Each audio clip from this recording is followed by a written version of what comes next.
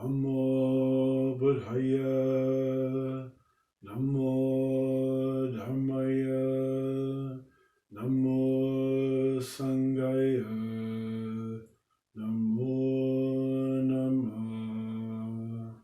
Om Ah Hom.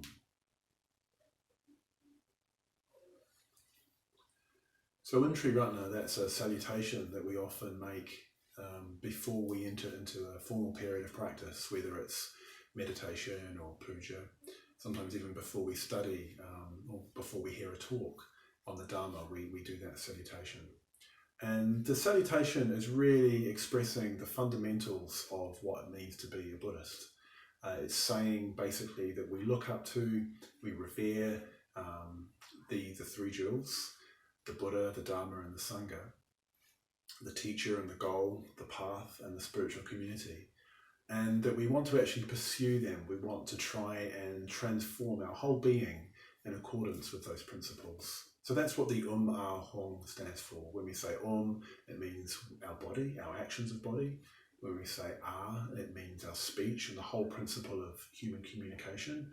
And when we say Hong, it means the mind. It means transforming our heart, transforming our mind. In other words, transforming the whole of ourselves in accordance with the three jewels. So it's actually quite a profound thing that we're doing. And of course it involves a bow. After we say those things in relation to the shrine, which represents the Buddha, we bow.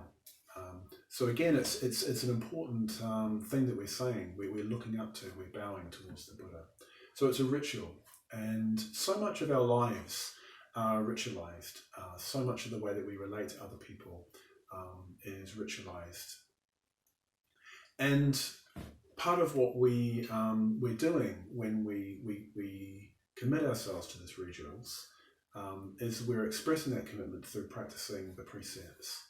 So that might be the 5 precepts or the 10 precepts. So the first of those precepts, and both of those lists of 5 or 10, is love and kindness. We're saying that we're going to relate to other people on the basis of metta, on the basis of love and kindness, and we're not going to harm the people, the beings that we encounter through our actions. So that's also expressed in a ritualized way. Often when we meet people, we bring gifts, we shake hands, we might hug, we might kiss if they're people that we're very familiar with. We express all kinds of ways of expressing that desire and that intention to relate on the basis of goodwill. And if the relationship already exists, to affirm that relationship and the importance of that relationship.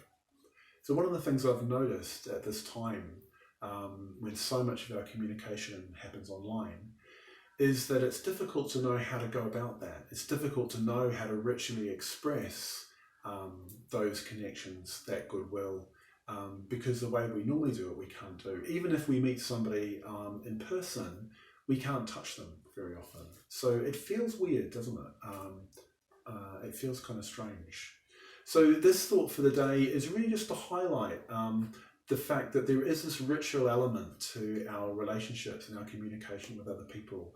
We're not just exchanging information when we meet other people, even if that's part of the reason that we're there, is to exchange information, to organise something or to plan something. But this ritualised aspect of human communication is crucially important.